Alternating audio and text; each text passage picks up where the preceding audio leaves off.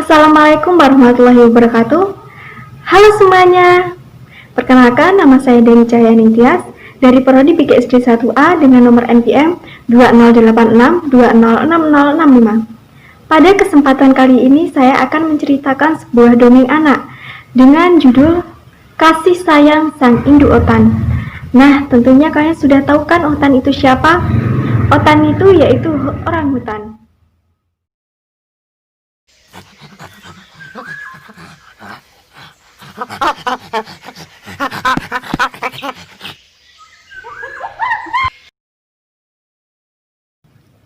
Pada zaman dahulu kala, ada sebuah hutan yang sangat-sangat lebat. Hiduplah seekor induk otan dan anaknya. Induk otan sangat menyayangi anaknya. Ia selalu bersemangat mencarikan makan untuk anaknya. Sang induk otan tak kenal lelah demi kebahagiaan anaknya, dan juga melindungi anaknya dari binatang buas lainnya. Dari kecil, sang otan selalu dimanja dan juga diberi kasih sayang dari sang ibu. Sang ibu rela melakukan apapun demi kebahagiaan anaknya, walaupun nyawa taruhannya. Sang otan dan ibunya hidup di sebuah desa di hutan, yang dimana desa tersebut memiliki semacam kebiasaan buruk, yaitu membuang orang tua yang sudah lanjut usia. Mereka para binatang yang sudah tua, lemah, dan tak berdaya, dibawa di sebuah hutan yang lebat dan jauh dari kehidupan. Selanjutnya tidak diketahui lagi nasibnya. Alkisah, ada seekor otan yang tentunya semakin hari semakin tumbuh dewasa dan ibunya semakin menua. Sang otan adalah anak yang menyayangi ibunya, dan sebaliknya, ibunya juga menyayangi anaknya. Sang otan adalah anak yang sangat senang sekali berpetualang. Setiap hari ia selalu berjalan-jalan, berkeliling dari desa satu menuju desa lainnya. Hingga pada suatu hari, si otan bertemu dengan kawan-kawannya, si kelinci, si kerbau, si harimau, dan lain sebagainya. Mereka saling berbincang-bincang hingga akhirnya mereka menghasut si otan.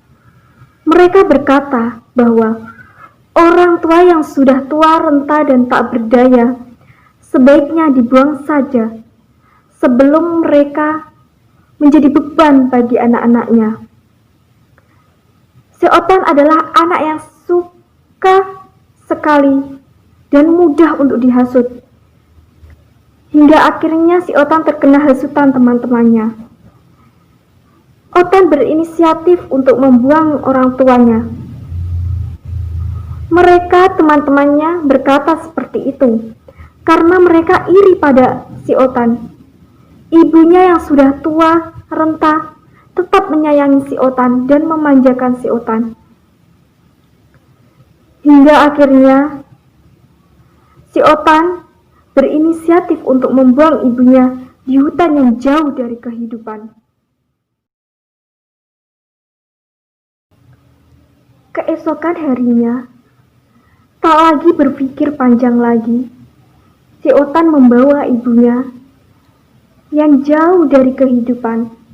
Ibunya dibawa ke sebuah hutan yang sangat sekali tidak ada penduduknya. Karena sang ibu mengetahui rencana anaknya, maka di sepanjang perjalanan menuju hutan tersebut, ibunya menjatuhkan sebuah biji-bijian yang setelah sampai di tengah hutan, si otan berkata kepada ibunya, "Bu, kita sudah sampai di hutan." Ada perasaan sedih, entah kenapa dia tega melakukannya. Bahkan kepada ibunya sendiri, yang sedari kecil menyayanginya dan menjaganya hingga si otan sebesar sekarang. Kemudian, sang ibu dengan tatapan kasih sayang berkata, "Nak, ibu sangat mengasihi dan mencintai mencintaimu sejak kecil. Ibu memberikan semua kasih sayang dan cinta yang ibu miliki dengan tulus. Sampai detik ini pun, kasih sayang ibu dan cinta ibu tidak berkurang. Nak, tak ingin ketika pulang nanti kamu tersesat dan mendapat celaka di jalan. Makanya ibu tadi menjatuhkan biji-bijian yang ibu bawa dari rumah, agar bisa kamu jadikan petunjuk jalan. Karena mendengar kata-kata ibunya tadi, hancurlah hati anaknya. Karena sebenarnya si Otan juga menyayangi ibunya. Dia peluk ibunya erat-erat sambil menangis. Akhirnya dia pun membawa kembali ibunya pulang dan merawatnya dengan baik sampai ibunya meninggal dunia. Mungkin dongeng di atas hanya sekedar dongeng, tapi zaman sekarang tidak sedikit kita jumpai kejadian yang mirip dongeng di atas. Banyak para manula yang terabaikan, entah karena anak-anaknya sibuk bisnis, bekerja, dan lain sebagainya.